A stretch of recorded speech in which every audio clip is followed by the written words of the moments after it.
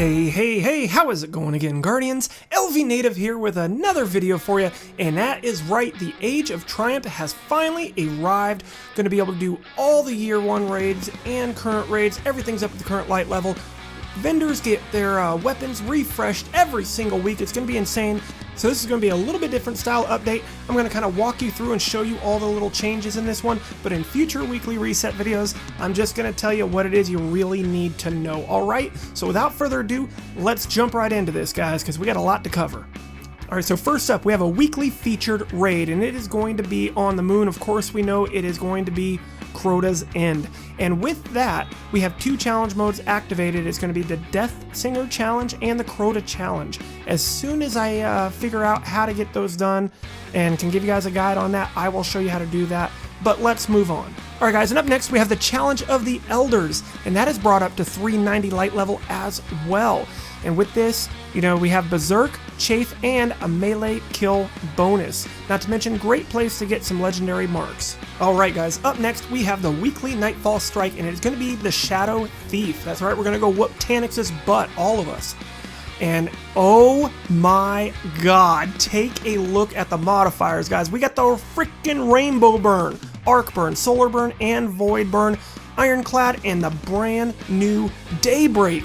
Now, if you don't know what Daybreak is, basically that is Mayhem, the PvP Crucible Mayhem, but in a Nightfall strike, guys. Means all of your abilities and supers are going to be charging super fast. There's going to be just lightning bolts, and oh, it's going to be insane because everyone's just going to be throwing supers and grenades around all match long with a Rainbow Burn. Oh my god, guys. I cannot wait to get in here and try this out. Next up, we have got the Siva Crisis Heroic Strike playlist. Looks like things are going to be the same, except of course we get Treasure of the Ages with this, and also we can get legendary marks, 10 of them 3 times. Modifiers are Heroic, Arc Burn, Specialist, and Juggler. Alright guys, up next we have got the weekly story playlist. It is when you actually can play through different story missions. Instead of a daily story, we have a weekly story playlist. You can knock out 5 of them at a time and get your 20 marks, get a total of 100 marks for running all 5 times. And this time around, it is going to be on the Earth and Moon story playlists with the modifiers of Heroic, Specialist, and Juggler. Also, make sure you do at least one of these so you get one of those Treasure of the Ages as well. And for our weekly PvP event, we have Combined Arms. This is another one where you want to make sure you do at least one of those to get your 3rd and final Treasure of the Ages. Alright Guardians, so we have just landed in the tower. It looks like we have the speaker, I'm betting, is wanting to talk to us. So let's go ahead, run through and see what it is he wants to say. Alright speaker, you got a quest for us. Let's see what it is. Alright, so we have got the Age of Triumph quest, complete story missions in the featured weekly story playlist. So this is going to be the first thing you guys are want to do as soon as you launch. Go down in the tower and pick up this quest. Now also, don't forget, we have got a brand new record book, the Age of Triumph record book. Let's go ahead and check the details out on that. So once you do that, you're going to break the seal, and let's just take a quick peek. I'm not going to spend a whole lot of time here, but let's just take a quick peek what we got here. Oh, that is an awesome little emblem. Okay, so these are going to be different rewards that we can unlock. Comet's Heart, nice. Oh, that's pretty sick, the all-in-all emblem. And the Wear Your Triumph. Okay, so yeah, this is where if you complete and get the book rank 7, you can actually get a shirt that only people who've completed this book can get. Alright, so once you open it up, you can go ahead and look at this, and we have a total of 13 pages of stuff, and a lot of this is going to automatically be completed for you. How many of it is going to be really is going to depend on how long you've been playing and what you've accomplished up to this point. So as you cycle through here, you're going to see some that you have completed, others that you have not. I'm not going to go through all this. That is for another time. Alright, so if we go take a look at Lord Shaxx, he's going to have not 1, but now 2 weekly bounties. So we got a Hunt for Glory. It's going to be in the Supremacy match type. Going to complete 7 matches, 50 primary kills, 30 kill credits, 20 crests denied, and that should be still giving you a Nightfall tier reward. His other one is going to be Taking Control, and of course this is going to be the same type of stuff, but in the control match type. Complete 7 matches, 30 advantage kills, and 15 captures, as well as get that beeline. Also, still go and see Commander Savala and pick up your weekly bounties that he gives you, those Elite Strike bounties, all 3 of them. Of course, get the Sunrise if you're still trying to get the Icebreaker.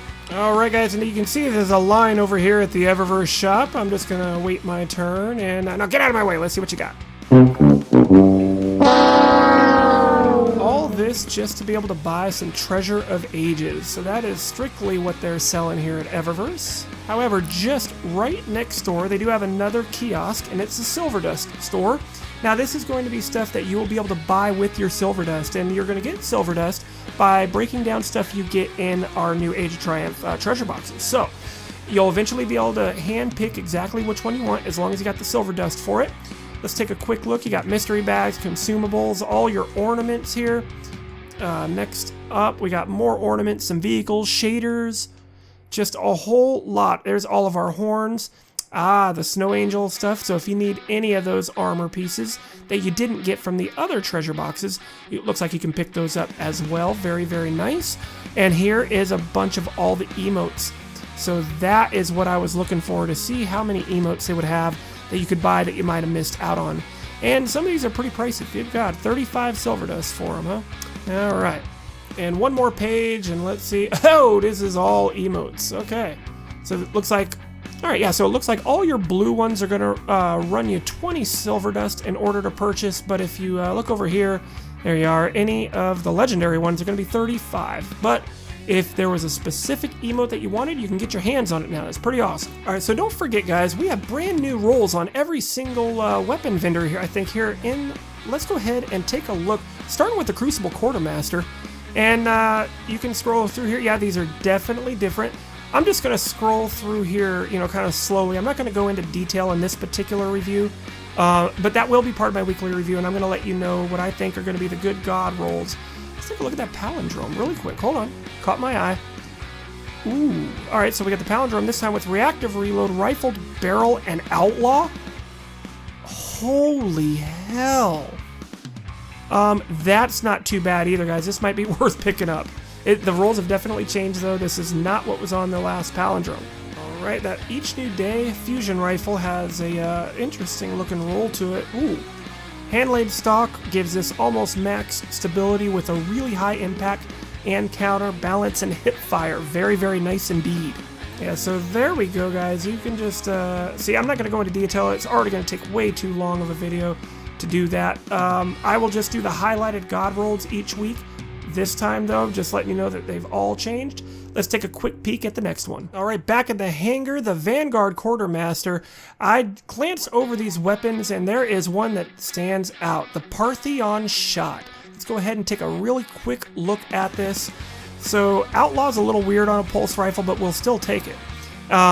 Braced frame, look at that stability now. And rangefinder. So, this is going to have really nice range and stability. Heavy hitting pulse rifle with Outlaw. This is going to be a good one to use, guys. I just know it. All right, guys, now let's start off with the faction, guys. We got the Future War Cult. Let's take a look and see what they got. Now, I looked at them earlier. I did not see anything that really jumped out, you know, but I'm going to slowly scroll through here and let you guys see here. There you go. Waltz is not a horrible roll. That one's kind of interesting. So, yeah, the weighting. Ooh, the Wounded Scout Rifle is pretty interesting. Let me show you this one really quick. Hidden Hand, Outlaw, or Small Bore, but go Hidden Hand, Outlaw with either full auto or extended mag. That could be pretty fun. So, alright, and then looking here at this Wormwood, I hope you got the last one, because this one, while it's not a horrible roll, definitely not as good as the roll was right before this reset. Alright, heading on down to Dead Orbit. What's up, guys? What do you got for us? Alright, so again, I did glance through here. Nothing jumped out at me, but I just want to kind of slowly scroll through here and let you guys take a glance at these. And if any of these jump out at you, definitely do yourself a favor, pop in and take a closer look at them, alright? Alright, and last up on the factions, let's take a look at New Monarchy. Alright, and again, guys, here is just a quick little overview. I'm not going to go into detail on this. The only one that at first caught my eye was this Assembly 2 auto rifle, as it does have counterbalance and perfect balance, but the base stability of this weapon I think is just a little bit too low to work that well with one of these bullet hoses. So yep, the Free Will 3, Impeacher 5 sidearm, of course the Bad Counsel 4, and Disposition 7. So any of those jumped out at you, go ahead and take a closer look, alright? Alright guys, last and not least, let's go see Tira Karn here. Take a quick look at her Iron Lord artifacts for the week. We've got the Memory of Jolder, that's the one that removes your sprint cooldown penalty with an intellect and strength roll. Up next, we have got the Memory of Silmar. It is going to be just a discipline roll with that one, no others, and that is in the Crucible, resistance to damage over time attacks is greatly increased. And last up, we have got the Memory of Scory, an intellect and discipline Memory of Scory. When your super is full, kills cause nearby allies charge super fast. You know what? I'm picking this up right now as it is better than the one I currently have. Alright Guardians, well that's going to wrap it up for this one. I do apologize if I happen to miss one or two things. I tried to catch everything I could, but I know that I may have missed something because a lot of different things have changed with this new update. But I'm going to wrap this up. I've already been, rambling on for too long. I can't believe you guys are still sitting around watching.